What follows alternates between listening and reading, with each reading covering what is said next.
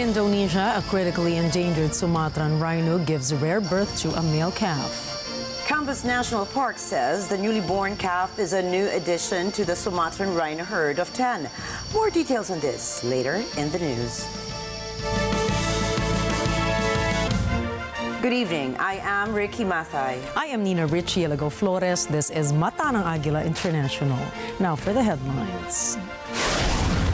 House Committees on Justice and Human Rights approved the resolution on the ICC. The bill declaring delineation of Philippine maritime territory reaches the Senate. Stranded Indian workers bathe in sunlight after 17 days of being trapped underground. Nation leaders to convene to address climate change in Dubai.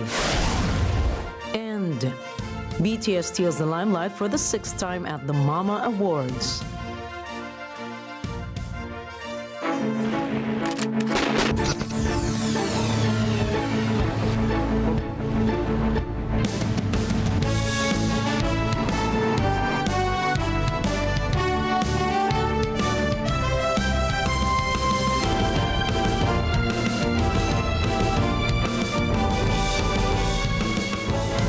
The House Committees on Justice and Human Rights have approved the House Resolution 1477, urging the government to extend cooperation with the International Criminal Court, or ICC's investigation into the Duterte administration's war on drugs. During the joint hearing of the two committees, Guevara remained firm on his stand that the Philippines is out of the ICC's jurisdiction. This is after the country severed its ties with the Rome Statute. Guevara has long said that the Philippine government has no legal duty to cooperate with the ICC. Kasi hindi naman po pwedeng forever, perpetually nakatutok sa atin ang ICC kahit na hindi na po tayo miyembro ng ICC. As I said, it's a political decision, but from a legal standpoint, the President has made it a point, has emphasized that we have no legal duty to cooperate.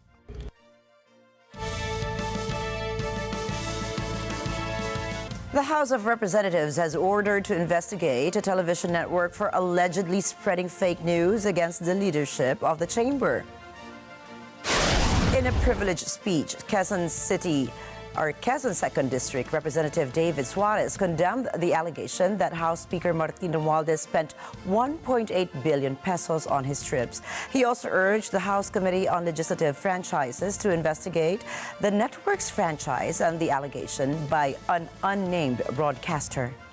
At doon po sa video na yon na ipinalabas sa SMNI at 10:27 p.m., doon sinasabi that Speaker Martin Romualdez spent 1.8 billion pesos in traveling.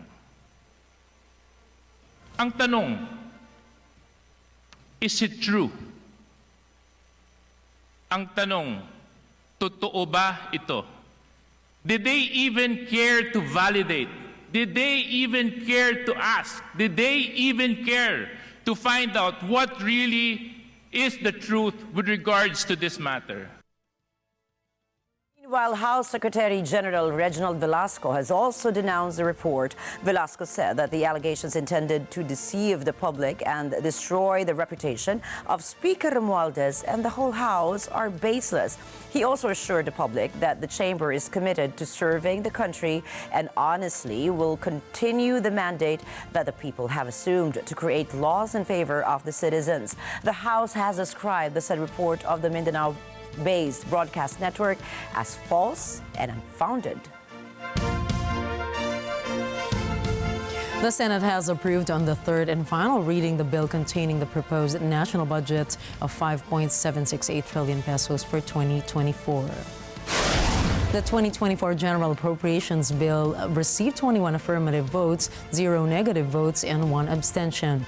Before the final approval, Senate Finance Committee Chairman Sonny Angara mentioned significant amendments to the House of Representatives version without specifying amounts involved. Angara did disclose a budget augmentation of over 1 billion pesos for the Department of Science and Technology and a 50 million peso increase for the Department of Education's Learners Support Program. There was no mention of any confidential Presidential and Intelligence Funds. Following the Senate's approval, the national budget will undergo a bicameral conference where lawmakers from both houses will reconcile differing provisions in the House and Senate versions. Once reconciled, the final version will be ratified in the House of Representatives and the Senate before being sent to Malacanang for the President's review and approval. Senate Bill number 2429, or the Philippine Maritime Zones Act, has reached the Senate plenary. Senator Francis Tolentino described the measure as a foundation bill of Congress. He emphasized that the reenactment of the measure would enable the Philippines to fully enforce applicable maritime laws on its territory, especially inside its exclusive economic zone, or EEZ.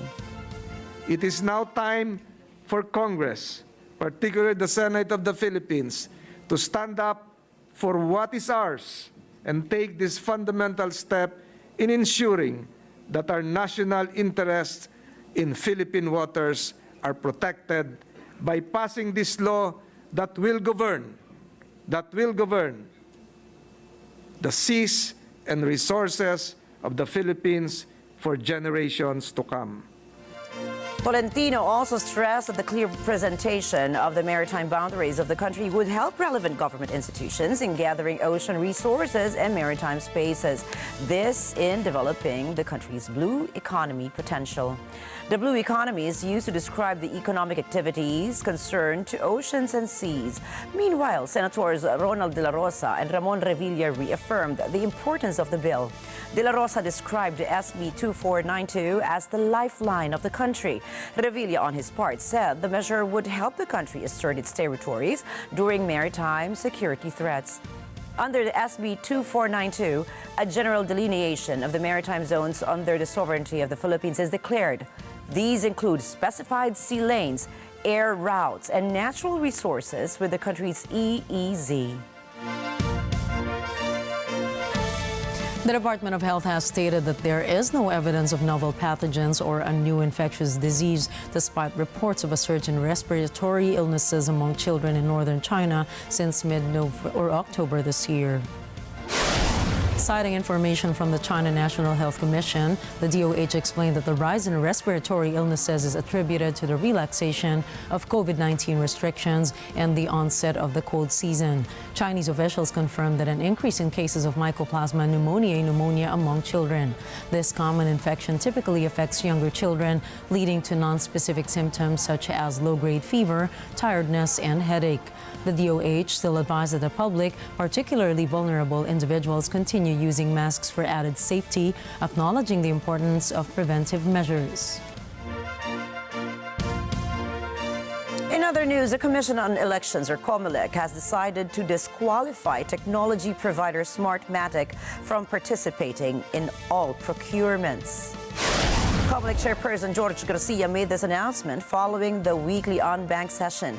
The disqualification stems from a petition filed against Smartmatic on the 15th of June by a former Department and Information and Communications Technology Chief, an ex-COMELEC commissioner, among others. The petition called for a review of Smartmatic's qualifications, citing alleged irregularities in the 2022 polls. The petitioners also requested that Smartmatic be barred from participating in the procurement for the 2025 automated election system. In response to this decision, Smartmatic expressed profound disappointment and maintained that it has consistently adhered to all procurement processes during biddings as well as contract execution. President Ferdinand Marcos Jr. underscored the significance of unity in addressing the impacts of global warming and climate change as he prepares to leave for the 28th Conference of the Parties to the UN Framework Convention on Climate Change. Natalie Pichi tells us more. As we are set to participate, I leave for Dubai in the UAE tomorrow to participate in the 28th Conference of Parties to the United Nations Framework Convention on Climate Change, or what is more commonly known as COP28. We are once again poised to lead. The President expressed his aspirations for a resilient Philippines emphasizing the importance of strength, peace, safety for the people, and fostering hope for a positive future. Recognizing the Philippines as one of the most vulnerable countries to climate change, he reiterated his administration's commitment to enhancing the country's resilience. We will use this platform to rally the global community and call upon nations to honor their commitments, particularly in climate financing. The President also urged local government unit beneficiaries to ensure the successful implementation of recently approved climate adaptation projects. These projects include mangrove rehabilitation, reforestation for flood control, installation of drainage and warning systems, and the development of the agroforestry industry. So, I hope that the successful execution of these plans serve as an inspiration to other LGUs to strengthen our shared commitment to climate resilience. Our planet's health cannot be sacrificed for short-term gains, and therefore it is our obligation to shape a world that our children will inherit with pride. Natalie Pichi reporting for Mata ng Agila International. Trusted, connected, on point. The Hamas militant group has released a Filipino dual citizen who was initially feared to be dead when taken hostage last October 7. The Philippine Embassy in Israel said that Noraline Babadilla is staying at Tel Hashimer Hospital in Tel Aviv. The embassy disclosed that Babadilla arrived at the hospital to undergo medical evaluation. The embassy said that Babadilla, along with her partner Gideon Babani, went to Kibbutz to visit their friends. Reports say that Gideon was killed while Babadilla was abducted and sent to the Gaza Strip. Babadilla was said to be held captive for 53 days and was released afterwards. Babadilla's release marks the second Filipino hostage that Hamas has freed.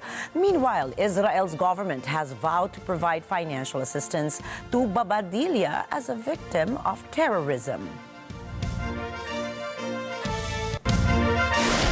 Coming up, rescuers successfully free 41 stranded workers in northern India. Global leaders to convene in Dubai to address climate change. And Hamas militant group frees Israeli hostages on the 5th day of truce in the Gaza Strip. Stay tuned. Mata ng Agila International will return for more global news.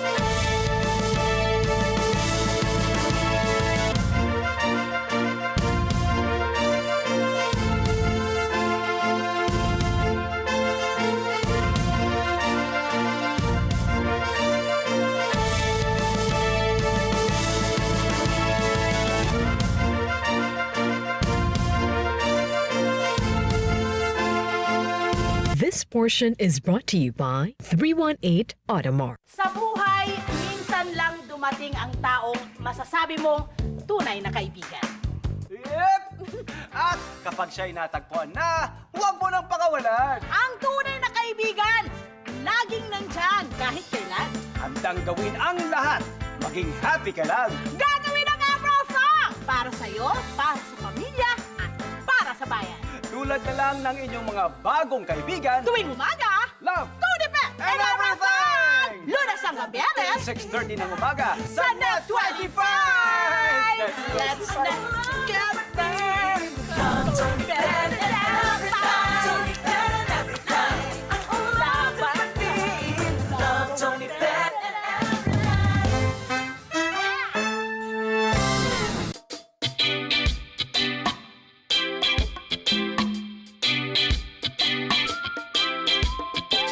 Ako po ang inyong katuwang tungkol sa usaping ito. Nasa puso dapat ng Pilipino to love what is Filipino. Kaya dapat ihayag ng saloobin.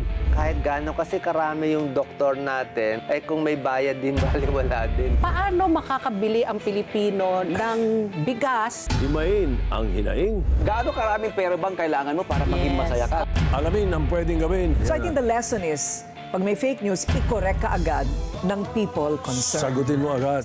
Mag-reality check tayo. Check yun. Check. Check na check. Double check. Check the check tayo dyan.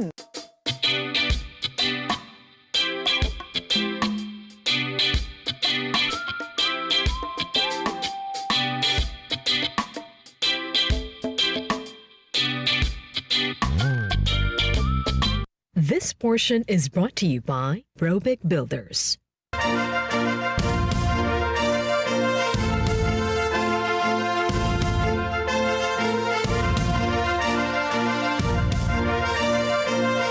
Welcome back to Mata ng Agila International. Now for some good news, a 17-day ordeal for 41 workers trapped in a collapsed tunnel in northern India has finally ended. Crews successfully rescued the men on Tuesday. Thomas Likeness reports. The world has been watching this rescue drama for more than 2 weeks as crews tried to free the men.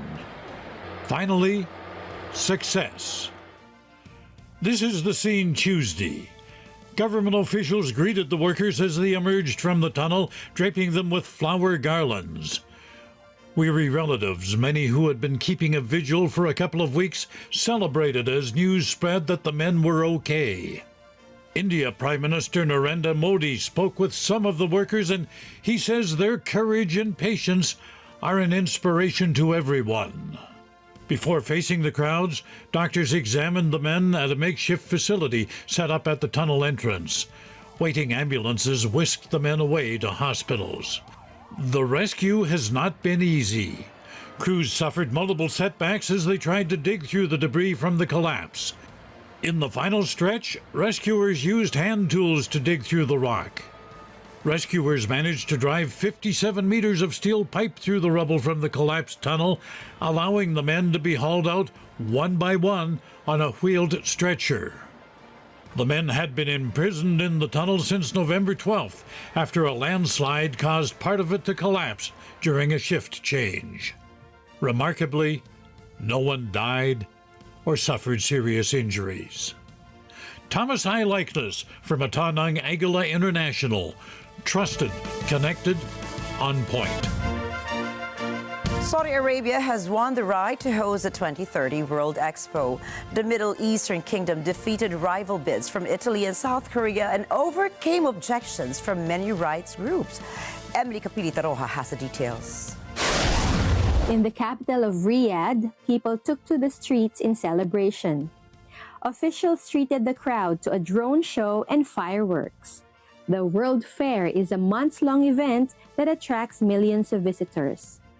The Riyadh Expo is scheduled to run from October 2030 to March 2031. For the Saudis, it's another step forward in a campaign to diversify the kingdom economically and culturally. Crown Prince Mohammed bin Salman says Saudi Arabia has become an ideal destination for hosting major international events. The kingdom will host the 2034 Football World Cup and is already welcoming a host of motor racing, golf, and combat sports events. But many rights groups had expressed dismay over Saudi Arabia winning the bid. They argue the Crown Prince glitzy reform drives hide a reality where dissidents are imprisoned and executions are rampant. Emmy Capilita-Roja for Mata ng Agila International, trusted, connected, on point. The 28th conference of the parties to the United Nations Framework Convention on Climate Change, or COP28, is set to begin on the 30th of November in the United Arab Emirates. Elijah Villanueva has the details. Key players include UK's King Charles, set to deliver the opening address, and UK Prime Minister Rishi Sunak, as well as EU's Ursula von der Leyen. US President Joe Biden and Chinese President Xi Jinping have opted to send envoys in their stead. COP28 is set to shift its focus to critical but often overlooked issues including food and health. With a third of global food production at risk due to rising temperatures, discussions on food security take center stage, addressing a significant gap from past conferences. Health impacted by the climate crisis also gains attention, with a dedicated day highlighting its neglected implications. Rising heat waves pose threats like heat stroke to workers, while floods and droughts contribute to disease and water scarcity. The conference recognizes the severe setbacks climate-driven extreme weather causes in developing countries. Last year, affluent nations pledged a new fund for the rescue and rehabilitation of affected communities. However, tangible contributions are yet to materialize. COP28 aims to address this gap, urging developed nations to fulfill their commitments and encouraging support from large developing nations and oil-rich governments. As the conference unfolds, these issues underscore the ongoing battle against climate change, emphasizing the need for global collaboration to tackle the multifaceted challenges ahead. Elijah Villanueva for Mata ng Agila International. Trusted, connected, on point. Iran's Navy added a new warship to its Caspian Sea fleet. The latest Iranian missile launching cruise can shoot torpedoes at 30 knots, and RT correspondent Youssef Jalali reports. Since the onset of the Israeli-Palestinian conflict, Iran has unveiled several allegedly homegrown hardware, from missiles and drones, and now destroyers. Iran has introduced a new destroyer dubbed Daylaman into its naval fleet in the Caspian seaport city of Bandar Anzali. Army officials describe it as a masterpiece in Iran's naval history and the most advanced vessel Iran has manufactured domestically.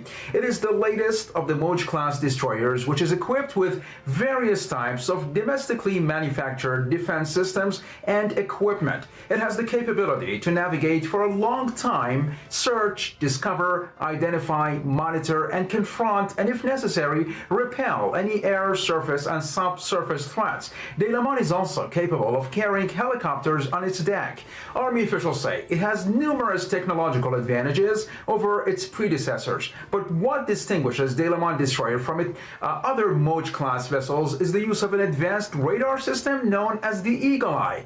The radar detects 100 targets and intercepts 13 targets at the same time. It can track targets up to 200 kilometers away and can intercept fighter jets, drones, helicopters, and surface-to-air missiles. Chief of Staff of the Iranian Armed Forces, Major General Mohammad Bagheri, said Iran continues to upgrade its naval power to achieve sustainable security in its waterways. Iran has always been critical of the U.S.'s, quote, destabilizing presence in regional waters. The country has been steadily building up its naval defense, especially in its southern waters in the Persian Gulf and the Sea of Oman, as a means to curtail U.S.'s naval presence there. And over the past years, there have been several instances of Iran impounding American ships sailing through the Strait of Hormuz. Whenever tensions heightened between the two arch foes, Iran has always said that it continues to enhance its military capabilities despite the fact that the West, and on top of it the U.S. In other news, Russian Lieutenant General Igor Kurilov claims Ukraine has used chemical agents to poison food on 17 occasions. He says this tactic has killed at least 17 or 15 officials from Russia's new constituent states. The general also accused the United States of setting up biological research in Ukraine, saying that Russian forces have found strains of bacteria and viruses from the American collection of pathogens at these facilities. Kirillov warns that there is a danger that Ukraine might start using biological weapons due to Kyiv's failure to achieve any success in its offense against Russia. Deputy Minister of Trade and Industry Kirill Ligogorsky also revealed that Russia has irrefutable evidence that the United States and its allies were supplying Ukraine with toxic chemicals. Washington and Kyiv have refuted Russia's claims, insisting that the biological research in Ukraine is legitimate and part of their initiative to eliminate nuclear, chemical, and biological weapons. Finland has closed its last border crossing with Russia. It comes following an influx of migrants, which Helsinki claims is a hybrid attack organized by Moscow. Irvin Arquiza has more. The closure will last for 2 weeks. Traffic will no longer flow between the two countries after the Finnish government ordered the closure of its last crossing with Russia. The two countries share a 1,300-kilometer border. Since August, nearly 1,000 migrants have entered Finland without a visa through eastern border crossing points. Russia denies claims of a hybrid attack and says closing the border is irrational. Relations between Russia and Finland soured after Moscow's invasion of Ukraine. With the closures, asylum seekers will only be able to apply for protection at ports and airports. Irvin Arquiza for Mata ng Agila International. Trusted, connected, on point. Former United States Army officer Scott Bennett believes Russia will never lose in its war against Ukraine. RT correspondent Roman Kosarev tells us more. Most of the population in the United States of America or in Great Britain are completely deaf to what's been happening here in Donbass for the last 10 years. Absolutely. Tell me why that is, and people would jump on any type of a bandwagon as long as it's fashionable. Why hasn't the suffering of the people and children here in Donbass the last 10 years hasn't been fashionable to anyone? The mainstream media in America is completely corrupt. No one sees a whisper of this except for when they watch RT or Press TV or Sputnik. So they don't know what's going on. And as I said, when I came to Donetsk, I felt like that townspeople that went and saw the crimes of the Nazi regime, I felt the same way going around and seeing the bullet-riddled buildings and the crumbled glass, and I thought all of this is being done with American military weaponry and money, and it's a complete tragedy. It's because of the military-industrial complex. Billions of dollars are made from war, and it's put into the pockets of traitors like Lindsey Graham and Republicans and Democrats like Mitch McConnell, and these fools who say things like, Russians are dying, it's the best money we ever spent, says Lindsey Graham. He's a liar and a fool. No American wants that.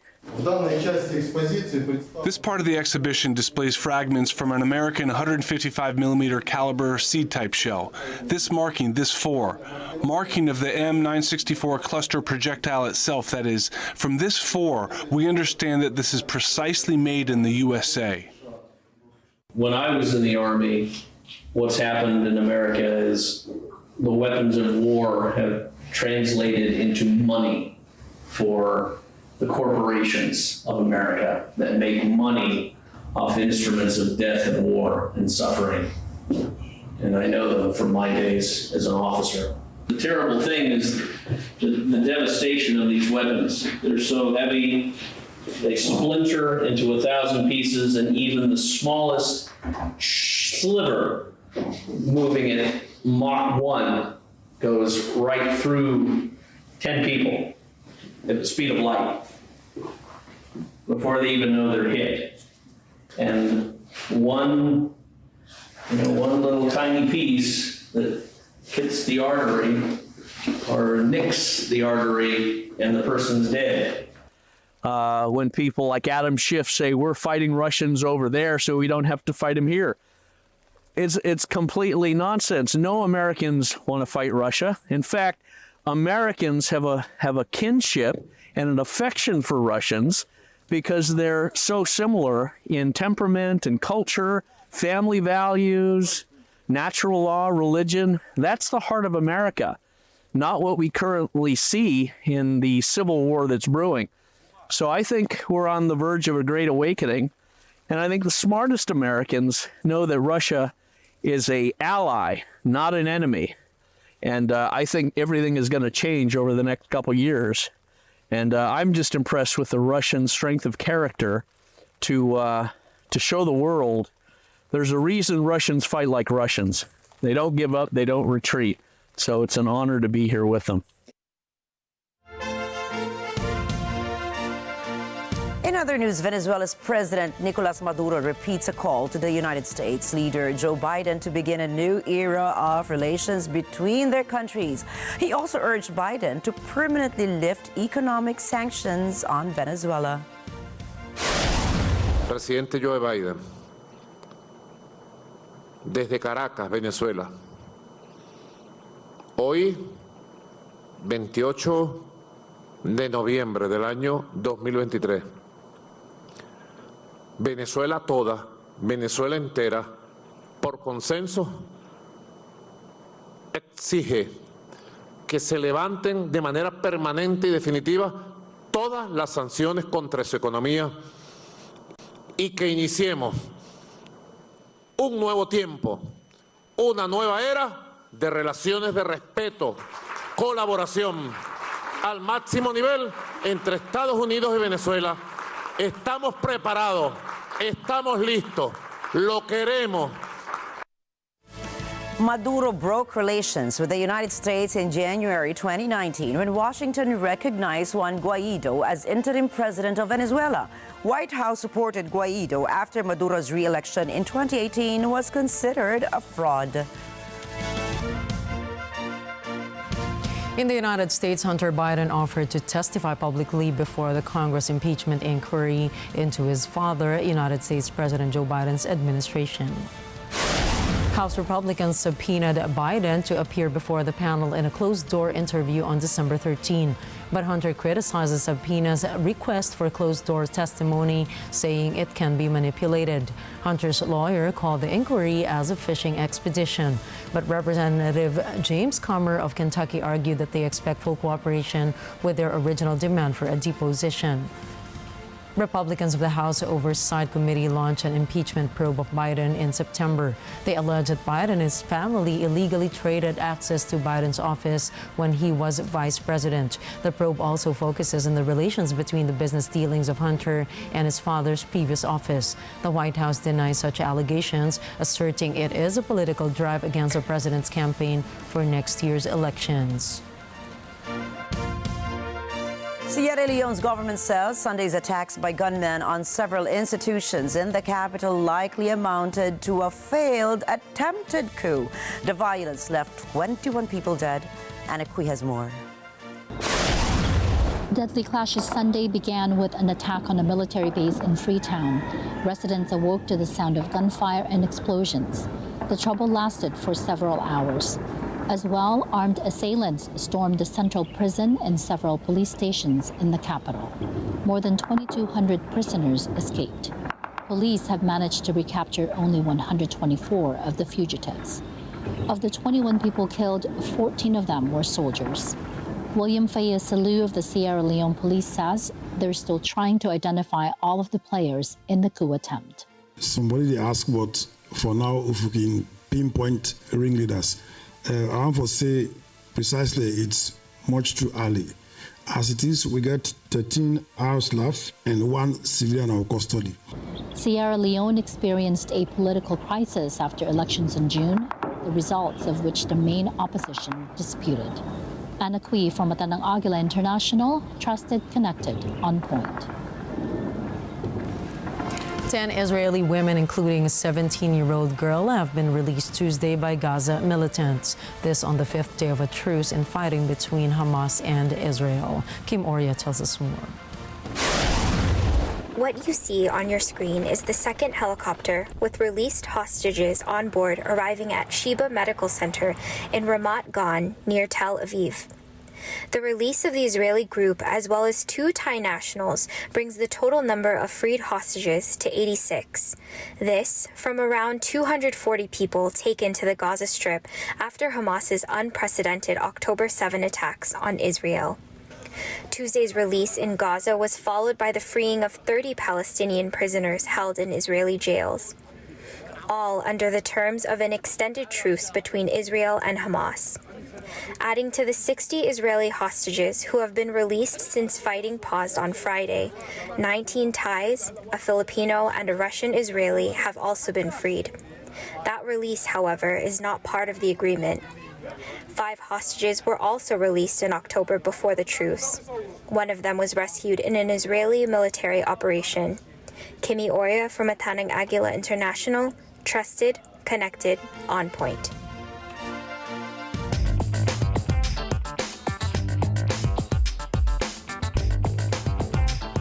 In Nigeria, just like in many countries now, the cost of living soars. Cooking gas is not affordable to a growing number of households. Many turn to something greener and cheaper. Jeff Salidad has the details. Nigerian households are now turning to green biofuels such as environment-friendly ethanol gels. This as a cheap and clean alternative to wood or coal burning. Ethanol gels cost less, cook faster, and are available. With wood as the main source cooking fire in Africa for generations, co-founder of Kaik Technologies, Lilian Aremu, says this method of preparing meals has done a great deal of damage to African households. When you check in Africa, you notice that people actually cook with firewood from the beginning. So, and from that, there are sicknesses and diseases that actually kill women. And one of such happened to the visionaire, Coach Femi Oye, where he lost his grandmom while he was young because she cooked with firewood. And, when he grew up, they got to know that this was the cause. And aside from that, so many other women have died. Some have lost their eyesight.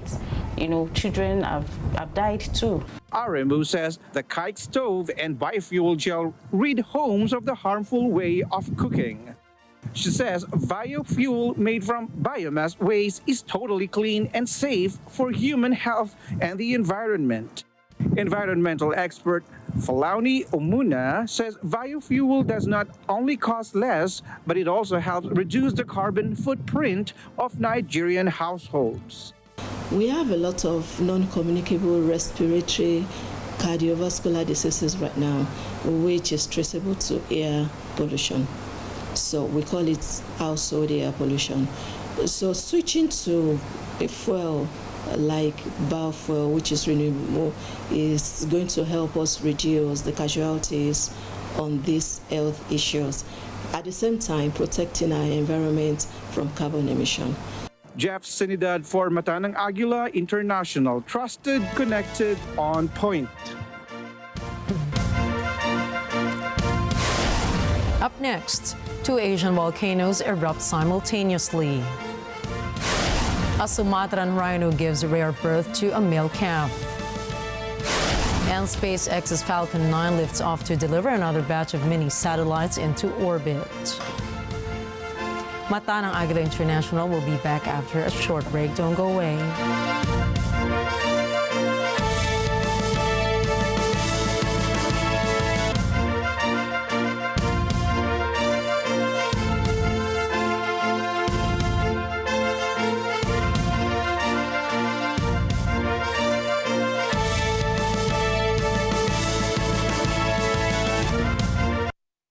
This portion is brought to you by North Luzon Express Terminal.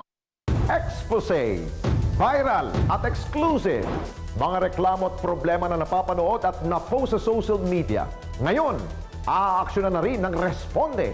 Kaya kung meron po kayong nais na isumbong, mag-text sa 0915-415-1035 o mag-email sa responde@net25.com. Pwede rin kayo magpadala ng mensahe sa ating pong Facebook page at Net25TV. Walang problema na hindi mabibigyan po ng solusyon. Basta't may agad na responde. Sabado, alas 6 hanggang alas 7 ng gabi. Dito lamang sa Net25.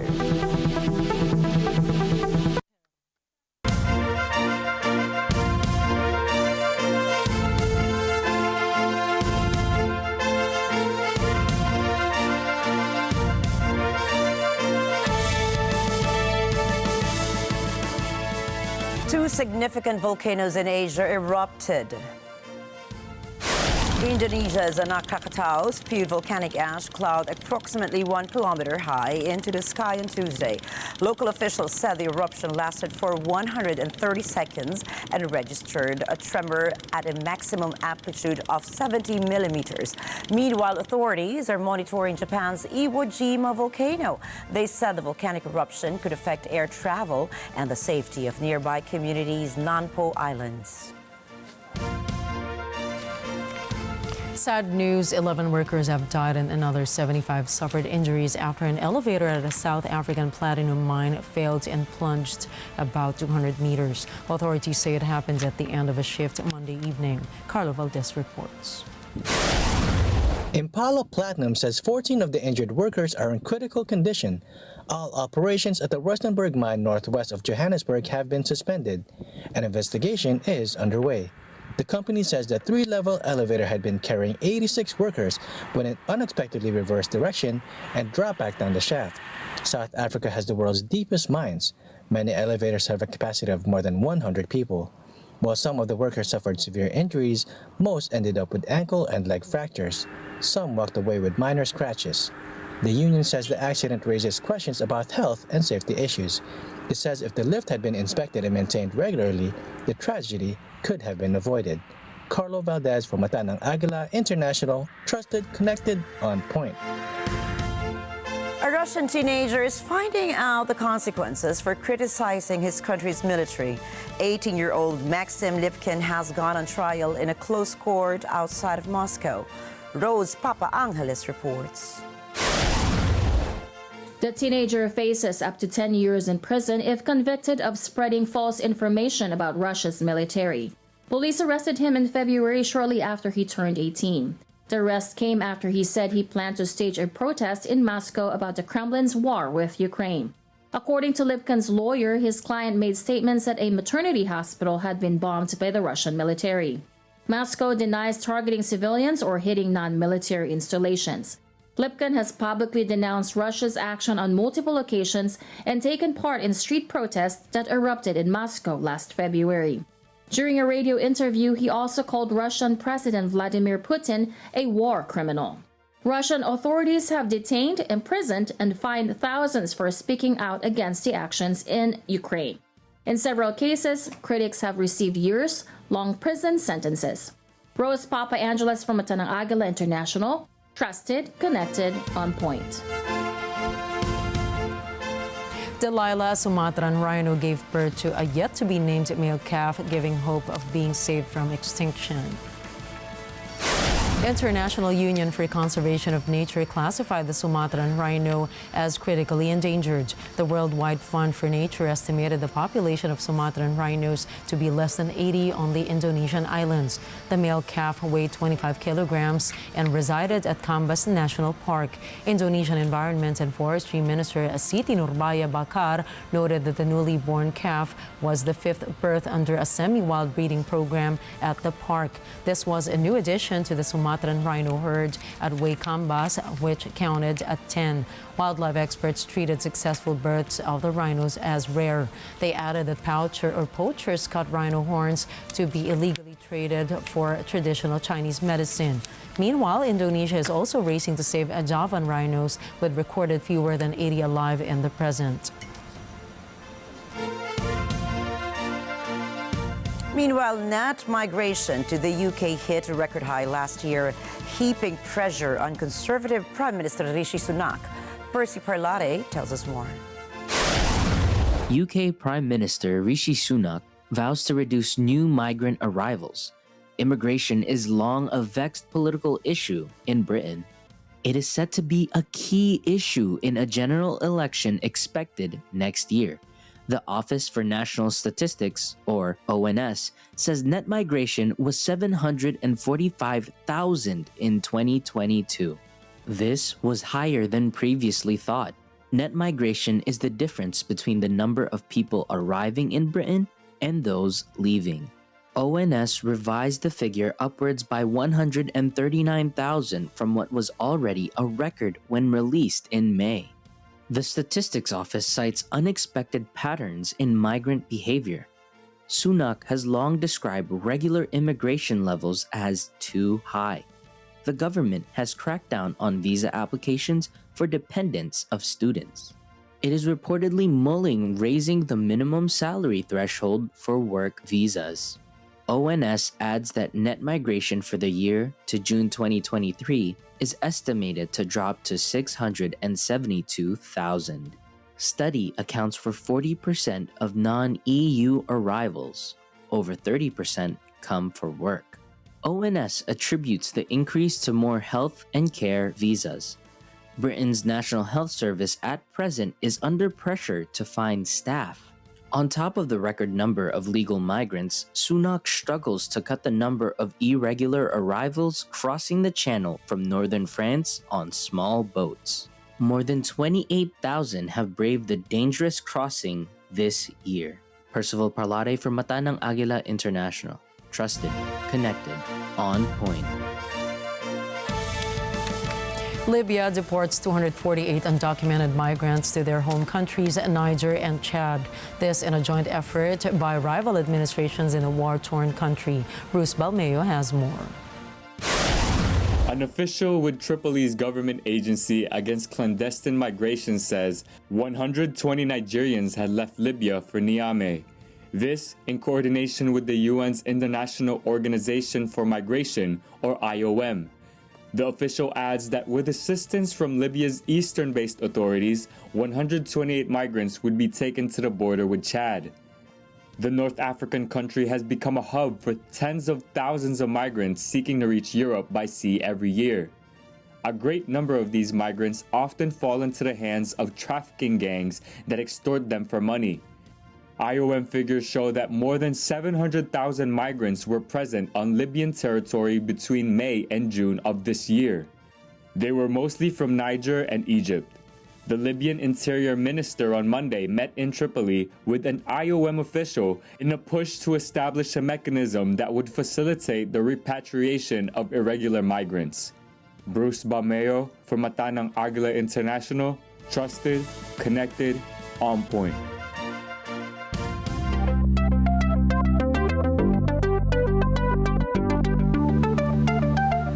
SpaceX launched its Falcon 9 rocket, adding 23 Starlink spacecraft into orbit. It was SpaceX's 17th launch. Its mission description said that the 23 new satellites were deployed about 65.5 minutes after Falcon 9's liftoff. Elon Musk's Starlink network aims to beam internet service down to people around the world. It already deployed more than 5,000 operational satellites to the Earth's orbit.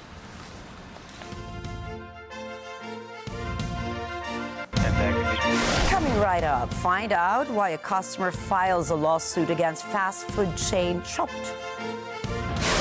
UP Fighting Maroons come out on top against the Green Archers.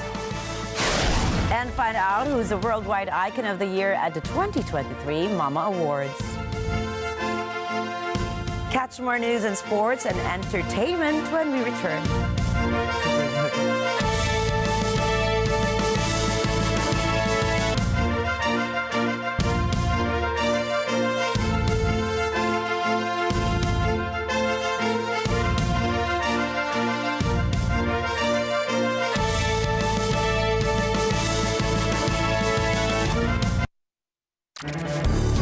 In a digital age where convenience is key, the ACM group of companies has combined cutting-edge technology and traditional services to create a seamless ecosystem.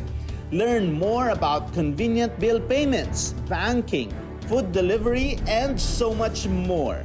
With its VIP centers and VIPs Citizen app, find out how they're bridging the gap between online convenience and personal touch, delivering VIP services at your fingertips. Ako po personally, ang isa sa mga advice ko is to go franchise muna. Sa franchising po kasi may system na yan, may pangalan na yan and everything. Papatakbuhin na lang. Open for Business with Cesar Vallejos, Sunday, 9 p.m.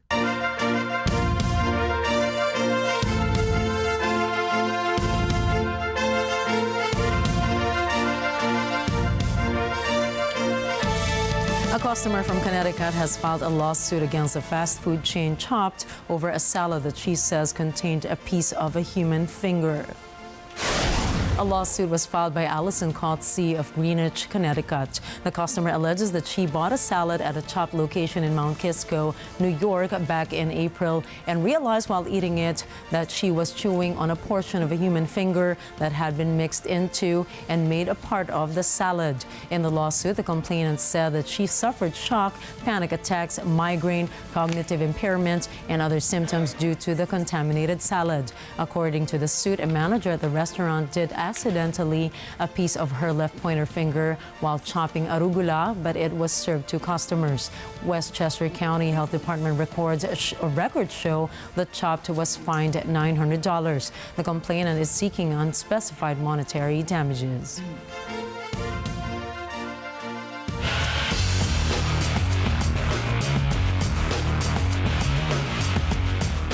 And the University of the Philippines Fighting Maroons led the charge in dominant fashion as they finished the finals opener with a commanding 30-point lead to take the first win of the series. There's no shortage of confidence and egos as the top-seeded UP Fighting Maroons and the streaking LA or LaSalle Green Archers collide in the UAAP men's basketball finals for the first time. The historic showdown saw UP and LaSalle colliding in the first game of the men's basketball finals, with the Maroons showing great adjustment at the half. The battle of JD, Kagulangan, and Kevin Kiambao was a must-see TV to those who saw it, but the Maroons caught fire in the third, helping widen the double-digit lead they worked hard to secure till the final buzzer. Francis Lopez and Harold Alarcon took over in the third quarter as UP scored a lopsided 97-67 win over LaSalle in Game 1 of the UAAP Season 8-6 men's basketball finals. As the Fighting Maroons seek their second UAAP championship in 3 seasons, the Green Archers can hardly be called the underdogs, coming from a 9-game winning streak and the season's MVP leading the charge.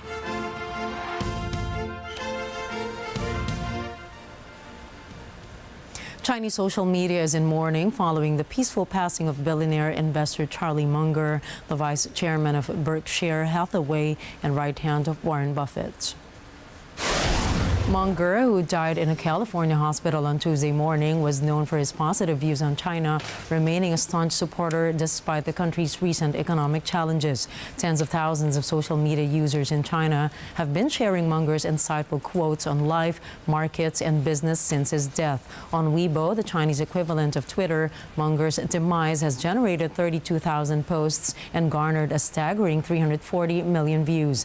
Despite Western governments' criticism of China's communist governments for human rights violations, Munger consistently praised the country. He maintained his support even during China's regulatory crackdown on tech giant Alibaba, a significant investment for Munger at Daily Journal, a Los Angeles-based newspaper publisher and investment firm that he led from 1977 through 2022.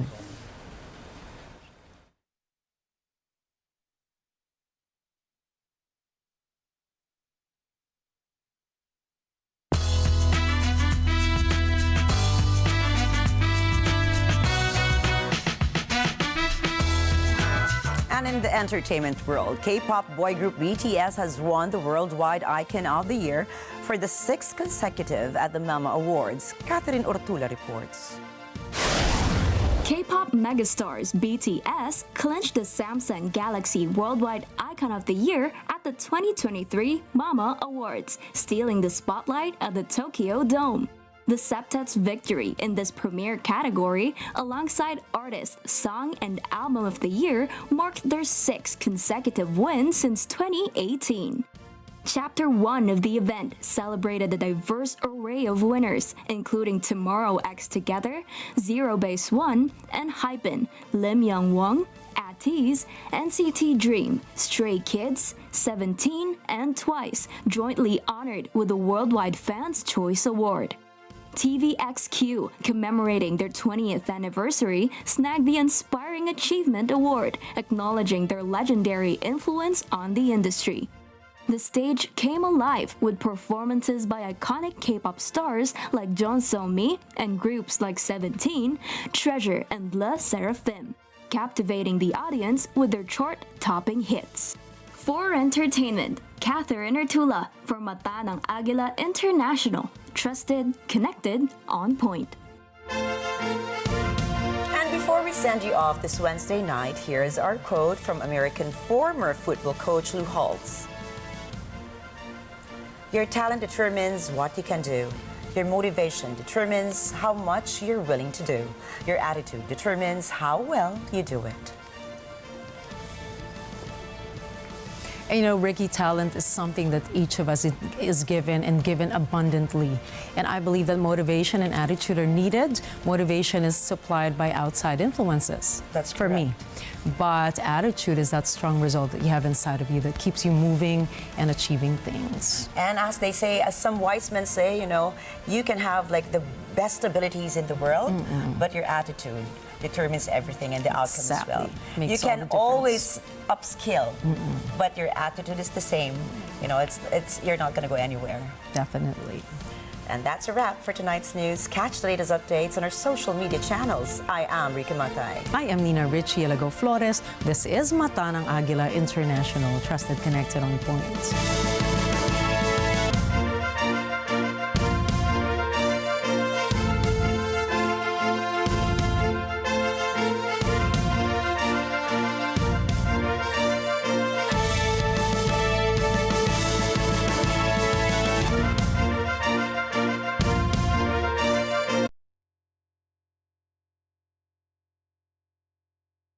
And on point with stories from around the globe. Follow, like, and subscribe to @Net25 TV.